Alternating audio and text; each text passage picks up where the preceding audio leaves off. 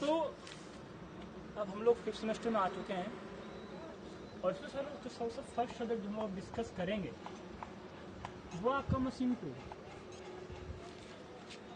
और आपकी जो क्लासेज है मेरे ख्याल से अगर क्लास रूम की बात है तो आपके पास अक्टूबर में आ ही जाएगी, जहाँ तक उम्मीद है।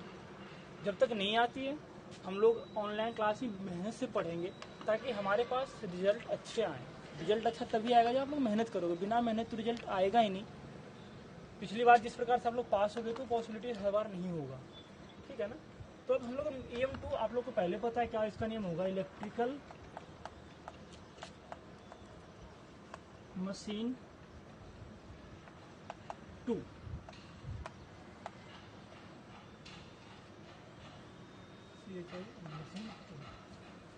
इसमें जो हम लोग पढ़े थे पिछले बार मशीन में क्या पढ़ना था, मोटर के बारे में पढ़ना था। तो इस बार मोटर और जनरेटर के ही बारे में पढ़ना है, लेकिन थोड़ा सा मॉडिफाइड है। उस वक्त हम क्या पढ़े थे, ट्रांसफार्मर थोड़ा सा पढ़े थे और थोड़ा सा क्या पढ़े थे, मोटर पढ़े थे, फिर DC मोटर पढ़े थे। लेकिन इसमें जो पढ़ेंगे वो क्या क्या पढ़ेंगे, पूरा AC मोटर पढ़ेंगे। AC मोटर के बारे में हम क्या करेंगे, पूरा का पूरा पढ़ेंगे, ठीक है ना। तो सबसे पहले मोटर होता क्या है, सबको पता होगा क्या होता है, जो क्या करे, इलेक्ट्रिकल एनर्जी को मैकेनिकल एनर्जी में जो कन्वर्ट करेगा, वो सारे के सारे क्या होंगे, आपके पास में मोटर होंगे। अब बात ये आती है कि जो मोटर था वो हम लोगों ने पहले पढ़ा था, कितने टाइप का था, 2 तरीके पढ़ा था। कौन सा, एक पढ़ा था AC मोटर पढ़ा था और कौन सा पढ़ा था, DC पढ़ा था। तो DC मोटर हम लोगों ने 4th सेमेस्टर में टोटली पढ़ लिया था।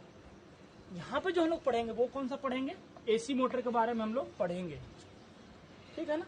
तो AC मोटर कौन सा मोटर होता है, जो मोटर आपके पास में क्या करेगा, AC सप्लाई से चलेगा, वो सारे के सारे मोटर क्या होंगे आपके पास में, AC मोटर होंगे। अब बात हम ये करें कि जो AC मोटर है, अगर हम AC मोटर की बात करें तो जो AC मोटर आपके पास में है वो कैसे कैसे क्या काम करता है, किस प्रकार से काम करता है, हम उसके बारे में देखेंगे।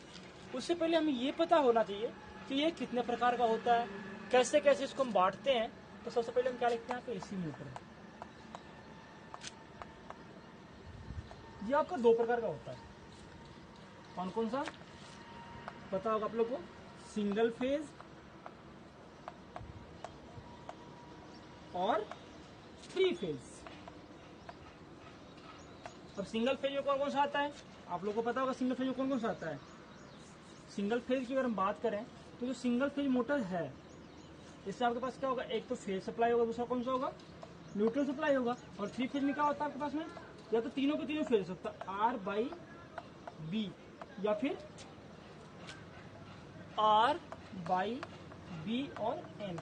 ये डिपेंड किसके ऊपर करता है कि किस प्रकार का आपका कनेक्शन है। कनेक्शन कौन कौन सा था आपके पास में, एक तो डेल्टा कनेक्शन था। अगर R/B 3 फेज ले जाकर हम जोड़ रहे हैं तो कौन सा कनेक्शन होगा, डेल्टा होगा। अगर R/B और B और चौथा N भी है तो वहाँ पे कौन सा कनेक्शन था आपके पास में, स्टार कनेक्शन था। ये हम लोगों ने पिछली बार जब ट्रांसफार्मर पढ़े थे पूरा डिटेल से हम लोग पढ़ लिए थे। तो कौन सा था, एक तो सिंगल फेज था, दूसरा आपके पास में कौन सा था, 3 फेज था। तो सिंगल फेज में कितने प्रकार का होता है, ये सिंगल फेज की बात करते हैं, इसमें सिंगल फेज भी होता है, वो भी होता है। सिंगल फेज में बहुत सारे मोटर आप लोग को पढ़ना है, यूनिवर्सल पढ़ना है, हिस्टैरिसीस पढ़ना है, सैडल पोल पढ़ना है, और भी मोटर पढ़ना है सिंगल फेज में। 3 फेज में 2 मोटर के बारे में पढ़ना है, वो कौन कौन सा है, इंडक्शन मोटर है और सिंक्रोनस मोटर है।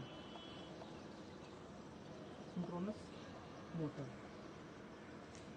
आपकी जो यूनिट है, इसमें नंबर ऑफ यूनिट की बात करें तो इसमें टोटल नंबर ऑफ यूनिट 4 है, 4 यूनिट आपके पास में है।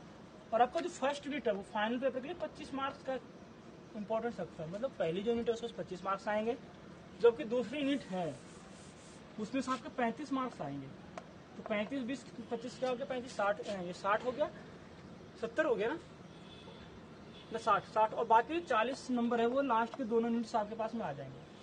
तो ये टोटल आपका 100 नंबर बनेगा, ठीक है ना। तो इसमें सबसे फर्स्ट जो आप लोग को पढ़ना है, जो यूनिट हम लोग पढ़ेंगे उस यूनिट का नाम है आपके पास में क्या, इंडक्शन मोटर। यूनिट फर्स्ट की बात करें मशीन में वो है इंडक्शन मोटर। देखो इंडक्शन मोटर होता क्या है,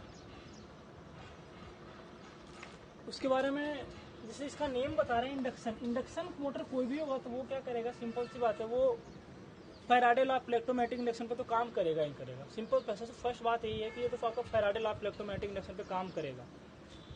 दूसरी अगर हम बात करें इंडक्शन मोटर की, तो वो होता क्या है, कैसे चलता है, किस प्रकार से काम करेगा, उससे पहले हम ये जान लेते हैं कि ये जो मोटर है, जो आपका मोटर है वो किस सिद्धांत पे काम करता है। आपने पढ़ा होगा फ्लेमिंग का एक लेफ्ट हैंड रूल था, उसे हम क्या बोलते थे, मोटर रूल भी बोलते थे। तो इसी पे सीधा अगर बात आती है कि मोटर का अगर रूल आता है, सिद्धांत आता है, तो आपके फ्लेमिंग के लेफ्ट हैंड रूल पे आपका हमेशा ये काम करते रहता है।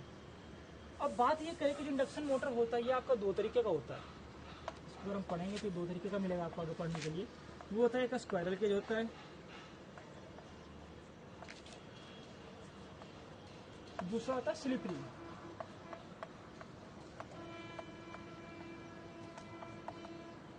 इन दोनों के बारे में क्या करना है डिटेल से आगे आप लोग पढ़ेंगे। जैसे जैसे हम आगे क्लास करते जाएंगे, बढ़ाते जाएंगे, तो इन सब चीज़ों के बारे में क्या करेंगे, धीरे धीरे पढ़ते जाएंगे।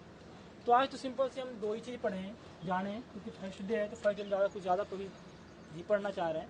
पहला क्या था आपके पास, मोटर क्या होता है वो पढ़े, और दूसरा उसका मोटर होते कितने प्रकार के हैं, कौन कौन सा मोटर होता है। तो आपको पहले भी मैंने एक जो फर्स्ट ईयर फोर्थ सेमेस्टर था उसमें एक लिस्ट बनवाया था, उस लिस्ट में आपके पास सारे लिखे हुए कौन कौन से मोटर थे। अगर वैसे भी अगर हम ये कर लें कि अगर देखें कि अगर नहीं किसी के पास में हो, तो अगर हम नया लिखना चाहें तो क्या लिख सकते हैं, according to supply, according to power supply. Motor दो प्रकार का कौन कौन सा, एसी और डीसी। हो गया। डीसी मोटर आपको पता है कितने प्रकार का था, कौन कौन सा था, सेल्फ एक्साइटेड और सेपरेटली एक्साइटेड। उसके बाद में सेपरेटली एक्साइटेड था, सेल्फ एक्साइटेड था, वो भी 3-4 तरीके का था। तो 3 तरीके का था, कौन कौन सा था, डीसी, शंट, सीरीज और कंपाउंड। ये सब चीज आप लोग पहले पढ़ चुके हो। दूसरा जो एसी मोटर है, एसी मोटर की बात करें तो अभी हम बताया कि एसी मोटर कितने प्रकार का होता है, 2 प्रकार का होता है। कौन कौन सा होता है, सिंगल फेज होता है और 3 फेज होता है। 3 फेज 2 प्रकार का है, कौन कौन सा, सिंक्रोनस मोटर है और कौन सा है, इंडक्शन मोटर है। सिंक्रोनस मोटर एक ऐसा मोटर, अगर सिंक्रोनस मोटर की बात करें तो क्या होता है कि सिंक्रोनस मोटर एक ऐसा मोटर है जो हमेशा क्या करता है, आपको कांस्टेंट स्पीड पर रोटेट करेगा। मतलब लोड आगे पीछे हो, घटे बढ़े, इससे इसको कोई इफेक्ट नहीं पड़ेगा। अगर चलेगा तो पूरा रफ्तार में चलेगा, नहीं तो ये सीधा का सीधा क्या होगा, बंद होगा। सप्लाई घटे बढ़े, इससे इसको कोई भी इफेक्ट नहीं पड़ता। लेकिन इंडक्शन मोटर में क्या होता है कि जैसे वोल्टेज डाउन जाता है तो वो क्या करता है, इसकी स्पीड कम हो जाती है, और जैसे ही वोल्टेज ज्यादा होगा तो क्या होता है कि स्पीड ज्यादा हो जाती है। ये इंडक्शन मोटर केस में होता है, लेकिन सिंक्रोनस मोटर केस में ऐसा नहीं होता है। वो चलेगा तो फुल में चलेगा, अदरवाइज ये चलेगा ही नहीं। उसके बाद अगर सिंक्रोनस मोटर की बात करें तो ये भी 2 प्रकार का है, रोटेटिंग फील्ड,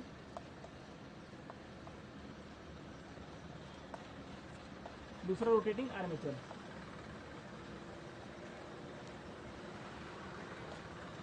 और अगर इंडक्शन की बात करें तो ये कभी मैंने बताया था कौन कौन होता है, एक होता है स्लिप रिंग, दूसरा होता है स्क्वायरल केज। तो ये 2 मोटर हम लोग यही मोस्टली हमें इनके बारे में पढ़ना है, ठीक।